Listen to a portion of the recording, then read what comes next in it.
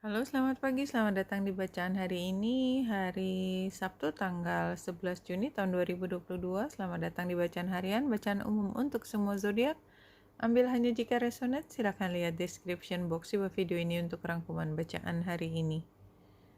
Hari ini bulan ada di Scorpio di 4 derajat 52 menit, dan pada saat yang bersamaan pukul 12 siang waktu Indonesia dan bagian barat itu membuat trine dengan Lilith yang ada di 6 derajat 22 menit, dan Lilith sendiri kita lihat membuat square dengan Jupiter. Saya sudah memeriksa posisi dari transit Jupiter yang square dengan Lilith itu sampai akhir bulan ini 30 Juni itu masih terjadi ya. Lilith yang square dengan Jupiter masih terjadi, dan pada akhir bulan Juni ini matahari itu conjunction dengan Lilith. Jadi saya sebelum melihat bulan, jadi ini kan berarti lebih dari 2 minggu, mungkin sebulan ya masanya. Saya belum periksa lagi, tetapi yang jelas dalam waktu sampai dengan akhir bulan Juni ini ada energi square antara Jupiter dan Lilith. Dan ini tampaknya juga stay di sini cukup lama. Biasanya Lilith tuh tidak terlalu lama berada di satu zodiak, tetapi ini terlihat cukup panjang waktunya, sampai Jupiter tuh 5 derajat di akhir di 30 itu di 7 derajat ya. Jadi karena jalannya sama ya, sama kecepatannya, jadi masih terus bersamaan. Energinya sebenarnya semua square itu membuat kita harus bergerak, harus mencari pemecahan.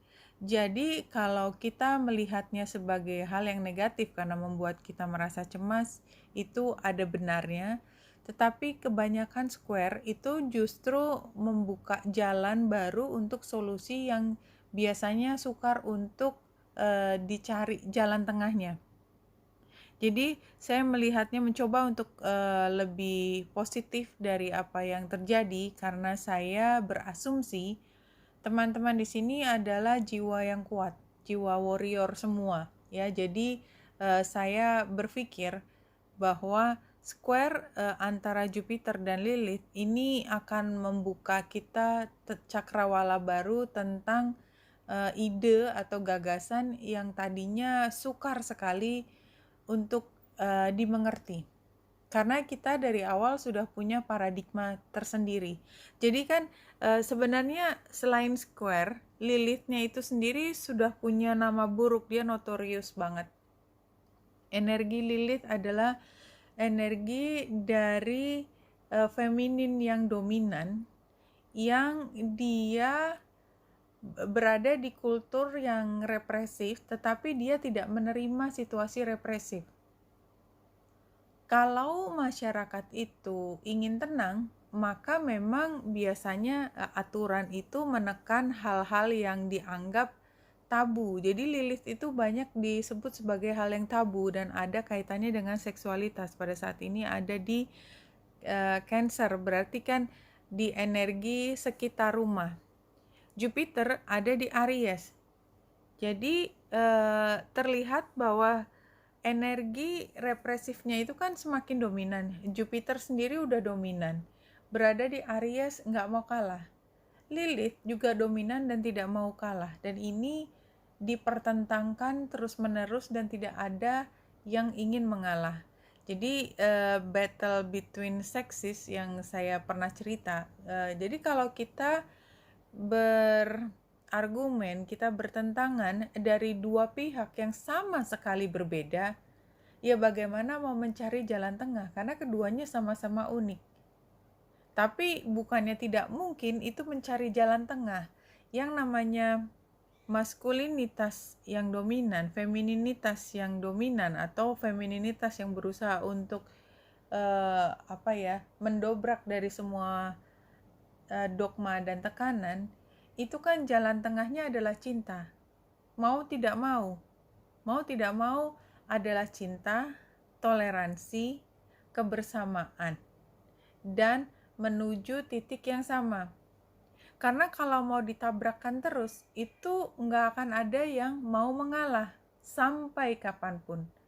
Sampai kapanpun. Kita sebagai individu juga kan kerasa ya, kalau kita mendapatkan perlakuan. Jadi kalau misalnya, kamu kan, saya balik ya katanya, kamu kan laki-laki, kamu harusnya bertanggung jawab, kamu yang harus memberikan semua nafkah buat keluarga ini. Bahwa ternyata di dunia ini kan macam-macam bentuk dari keluarga. Kadang-kadang maskulin itu di masa modern ini ya, kadang-kadang laki-laki harus ada di rumah. Karena memang kebutuhannya demikian. Pekerjaan bisa dari rumah, dan selain bekerja untuk mencari uang yang macam-macam juga caranya, juga bisa kontribusi. Jadi nggak ada yang namanya menjadi lebih rendah karena mengurus anak kayak gitu. Saya bisa balik yang lain, tetapi intinya adalah seseorang itu sudah diberi kerangkeng untuk melakukan satu hal hanya karena dia punya jenis kelamin tertentu. Itu kan nggak ada satu orang pun yang senang dikatakan apapun, karena jiwa kita dengan identitas kita itu pasti ingin mengusung kemenangan dari identitas kita, mau nggak mau. Jadi satu-satunya cara, bahwa tadi saya ambil contohnya kan laki-laki yang bekerja di rumah, satu-satunya cara untuk bisa terus berjalan keluarga ini tanpa harus berantem adalah menerima situasi ini memang harus demikian, toleransi. Memang masing-masing punya tanggung jawabnya sendiri. Pembagian kerja itu ada, periode di mana kita memiliki kelebihan dan kekurangan pada satu waktu juga sama. Nah, tapi kan nggak mudah kan? Nggak mudah. Yang nomor satu, katakanlah pasangan perempuannya rasanya ingin mengeluh karena kebebanan dan kayak jadi punya alasan juga untuk menyalahkan. Yang laki-laki itu juga seperti merasa tidak berada di tempatnya, nggak happy juga, seberapapun katakanlah pasangannya menerima, tapi di dalam hati itu ada rasa ingin berontak bahwa saya sebagai laki-laki harus melakukan apa. Nah, kayak gitu. Nah, ini kan terjadinya panjang ya. Saya belum membuka sampai yang bulan Juli, tetapi kalau saya lihat di sini sampai Juli juga masih akan berlangsung. Jadi, background dari semua perjalanan sampai akhir bulan dan mungkin lebih sampai bulan Juni adalah mencari titik tengah di mana ada hal yang memang secara natural itu berbeda, dan kita tuh nggak ada di otak kita tuh gimana caranya mengubah cara pandang tersebut. Tapi somehow kalau kita mau maju ke depan, tidak stuck di argumen ini, maka satu-satunya cara adalah dengan toleransi, mencintai apa adanya, memahami bahwa setiap orang selalu punya periode yang berbeda dari satu periode ke periode lain, mau tidak mau. Nah, pada hari ini bulan yang ada di Scorpio membentuk trine. Artinya bulan itu mencerap energi pertentangan ini, dan pada saat ini mencoba untuk memahami lebih dalam situasi tentang perbedaan ini. Dan terutama kalau kita lihat Grand Trine di sini adalah dengan Vesta di 4 derajat 15 menit Pisces, ini sebenarnya energi yang sangat membantu. Jadi ini kayak membuka pintu kepada kita untuk memperkuat diri, menahan diri untuk tidak menuntut sesuatu yang tidak mungkin berubah, tetapi bertoleransi dan membiarkan waktu bergulir untuk masing-masing mencari peran dan posisinya yang paling tepat selama 1 bulan ke depan. Itu yang saya bisa katakan. Kalau kita lihat ruminya,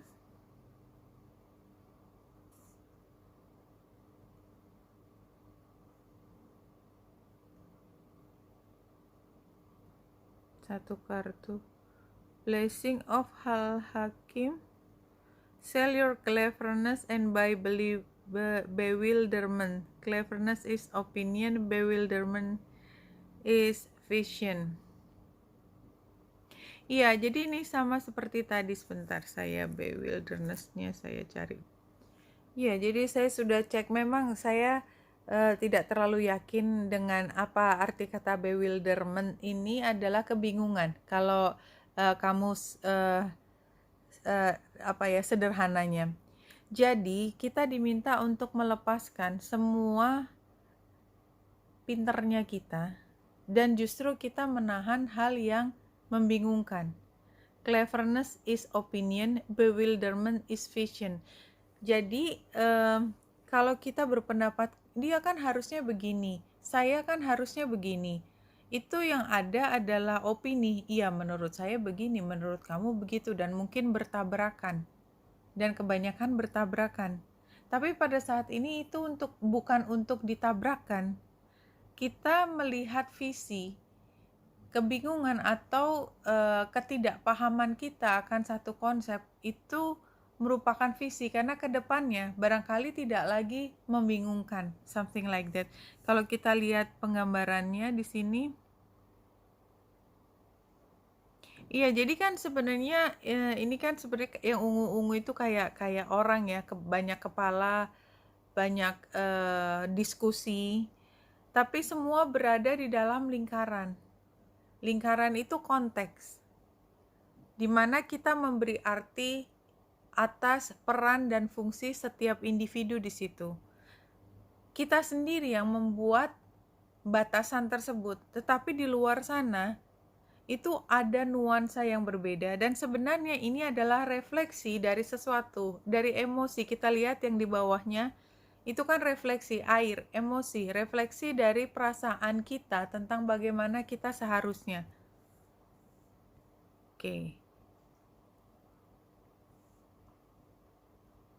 Kalau 3 kartu di sini, iya, ini kembali lagi ceritanya sama ketika kita bingung, kita mencari solusinya, dan solusinya nanti kita akan menemukan sendiri. Solusinya adalah cinta, memadukan dua hati.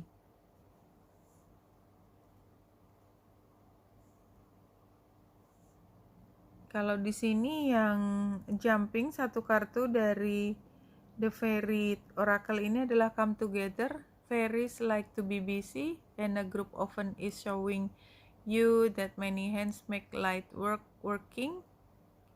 As a team helps get the job done. Iya, jadi ini adalah paduan bahwa setiap individu beda, tetapi sebenarnya masing-masing punya peran sendiri. Saya pikir ceritanya juga masih sama. Ini yang jumping adalah High Priestess. Oke, I understand now. Jadi ini sama-sama pinter, laki perempuan, is just the same. Intent and create, ini High Priest ya, dan penggambarannya ini kan hampir sama ya. Ini one yang tajam, dan elangnya adalah logika. Kalau di sini kucing itu kan intuitif dan melakukan sesuatu, dan kita lihat ini penggambaran dari feminin kan one-nya.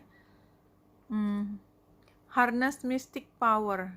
See, ini dua-duanya adalah seperti kaca tapi beda. Yang satu maskulin, satu feminin, dan saling melengkapi. Dan keduanya menjadi matahari. See, Jupiter dan Lilith yang square. Sorry, no, not this. New reading 4 kartu.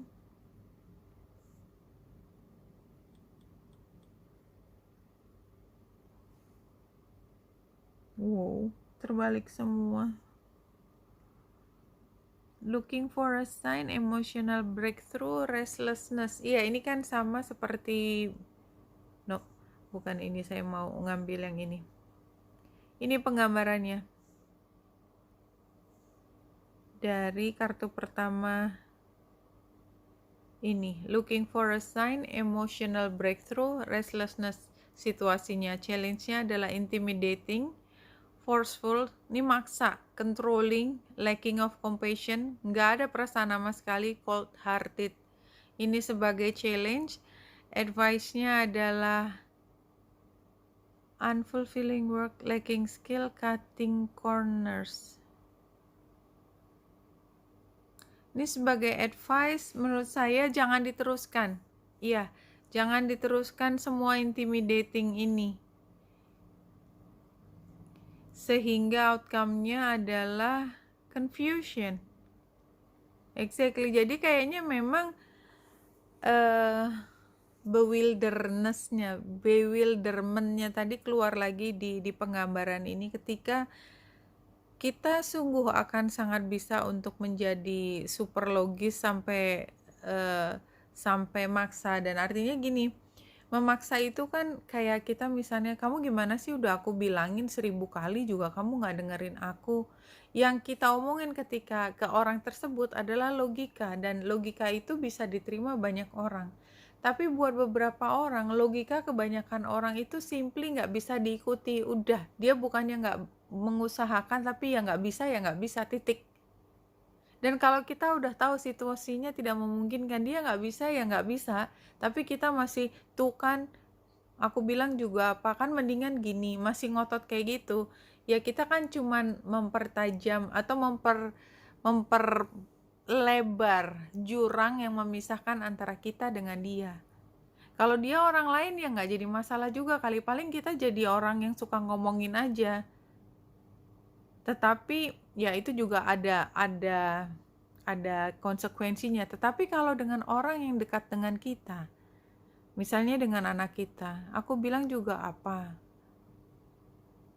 kalau bangun tidur itu harus segera mandi, beresin kamar tidur. Buat beberapa orang itu masuk akal banget, semua orang juga begitu. Ini benar-benar nggak bisa, sehingga yang ada kita frustrasi karena kita berusaha ngasih tahu anak kita untuk rapi seperti kita, padahal dia benar-benar nggak bisa. Dan ya nggak bisa, bukannya nggak mengusahakan. Akibatnya kan karena kita masih kepingin dia berubah, tapi cara kita hanya ngasih tahu verbal, ya tinggal ngomong yang paling menyakitkan supaya dengan harapan dia akan berubah. Hasilnya adalah dia terluka hatinya karena kita mengatakan sesuatu tapi tetap dia nggak bisa ngapa-ngapain. Itu maksudnya. Dan itu dalam waktu 1 bulan ke depan kayaknya. So, mungkin kita biarkan bingung. Jadi kalau misalnya kita punya pengharapan, dia kan harusnya gini, dia harusnya gitu. Dan bukannya kita nggak pernah ngomong ya, tapi dia nggak bisa berubah, sementara dia orang yang tetap hidup sama kita. Sebaiknya kita gimana? Yes. Teman-teman yang bisa jawab sendiri. Apakah mau ngomong terus? Saya belum lihat ini. Apakah mau ngomong terus dan nabrak terus dan kita frustrasi terus, atau ya udah tugas kita hanya menyampaikan, ya titik di situ aja. Terakhir adalah ujiannya adalah bagaimana dia menyelesaikan apa yang dia sudah tahu bagaimana caranya, udah tahu banyak yang bilangin, tetapi itu semua kembali ke dia sendiri. Oke. When you discover that happiness is within you and nowhere else, you will no longer look for outside yourself. Jadi kalau kita tahu bahwa kita make peace dengan diri kita sendiri adalah dengan kita bilang, ya udahlah, kita kan udah ngasih tahu.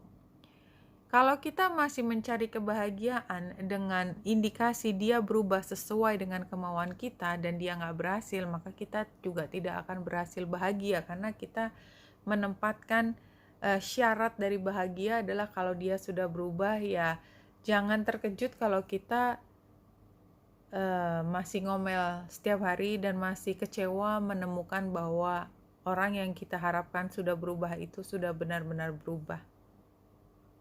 Kadang-kadang kita cuma bisa berharap ya, kita mengatakan, dan apa yang kita katakan tidak otomatis orang lain akan melakukan. Bahkan antara ibu atau ayah ke anaknya sekalipun belum tentu itu bisa berhasil. Yang ada adalah ayah dan ibu kecewa karena punya standar tertentu anaknya tidak bisa mencapai. Kemudian ayah dan ibu mengatakan sesuatu yang buruk, membuat perasaan anak semakin terluka, sama sekali tidak produktif, sama sekali tidak mengarah pada bagaimana anak itu mencapai kesejahteraannya secara psikologis, secara emosi, dan pada saatnya nanti ketika dia menjadi orang tua, dia nggak tahu bagaimana caranya menjadi orang tua yang suportif kepada anaknya sendiri, dan siklusnya akan terulang lagi. Oke, saya minta maaf kalau panjang sekali hari ini. Ya, mudah-mudahan apa yang saya sampaikan bisa diterima dan artinya menambah nuansa buat teman-teman. Oke, Benita Indah dari sini, semoga membantu. Salam hati dan cahaya.